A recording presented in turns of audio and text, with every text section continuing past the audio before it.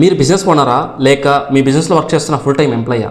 ఒక చిన్న కథ పెద్ద లెసన్ వినండి. హరి ఒక కన్స్ట్రక్షన్ మెటీరియల్ షాప్ రన్ చేస్తున్నాడు. సిమెంట్, స్టీలు, శాండ్ ఇలా అన్ని ప్రొడక్ట్స్ సప్లై చేస్తున్నాడు. ఫస్ట్ 2 years చాలా స్ట్రగుల్ అయ్యాడు. తర్వాత స్లోగా బిజినెస్ అనేది పికప్ అయిందన్నమాట. సో రెగ్యులర్గా కస్టమర్స్ వస్తున్నారు, కాంట్రాక్టర్స్ వస్తున్నారు, సో కొనుక్కుంటున్నారు అనమాట.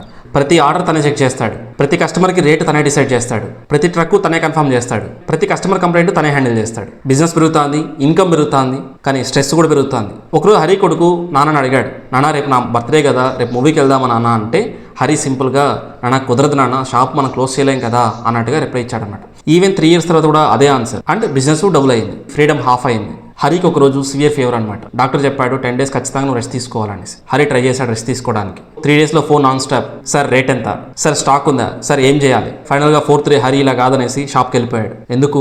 బిజినెస్ అంటే హరి లేకపోతే బిజినెసే లేదు. ఆ రోజే ఫస్ట్ హరి రిలీజ్ అయ్యాడు. నేను బిజినెస్ నడిపిస్తున్నానా ఆర్ బిజినెస్ నన్ను నడిపిస్తున్నా అని క్వశ్చన్. వెంటనే డెసిషన్ తీసుకున్నాడు, నేను లేకపోయినా నా బిజినెస్ రన్ అవ్వాలని. ఫస్ట్ ప్రైస్ క్యాల్కులేషన్స్ మొత్తం తీసుకున్నాడు. అంటే ఎప్పుడు స్టాక్ మనం ఆర్డర్ చేయాలా, స్టాక్ ఎలా చెక్ చేసుకోవాలా, స్టాక్ ఇంత లెవెల్కి వచ్చిన తర్వాత మనం ఆర్డర్ ప్లేస్ చేయాలా, అంటే కస్టమర్ మన షాప్కి వచ్చిన వెంటనే మనం ఎలా గ్రీట్ చేయాలా ఆర్ ఎలా విష్ చేయాలా, అంటే కస్టమర్ కంప్లైంట్స్ వస్తే ఎలా హ్యాండిల్ చేయాలా, అంటే కస్టమర్స్ క్రెడిట్ ఇవ్వాలంటే స్టాండర్డ్ పాలసీస్ ఏమున్నాయి, కస్టమర్స్ని పేమెంట్స్ కోసం ఎప్పుడు ఫాలోఅప్ చేయాలా, ఎలా ఫాలోఅప్ చేయాలా, అన్నిటిని ప్రాపర్గా నోట్ చేశాడు. ఫస్ట్ ఫ్యూ మంత్స్ టీంలో మొత్తం కన్ఫ్యూషన్. సో టీంకి ఏం అర్థం కావట్లేదు, మిస్టేక్స్ ఎక్కువ జరుగుతుంది. ఈవెన్ టీం అన్నారనమాట, అన్న నార్మల్గా చేస్తామన్నా ఇలా అంతా కుదరదన్న, కష్టంగా ఉంది, కన్ఫ్యూజన్గా ఉంది, మిస్టేక్స్ ఎక్కువ జరుగుతున్నాయి అన్నట్టుగా అన్నారు.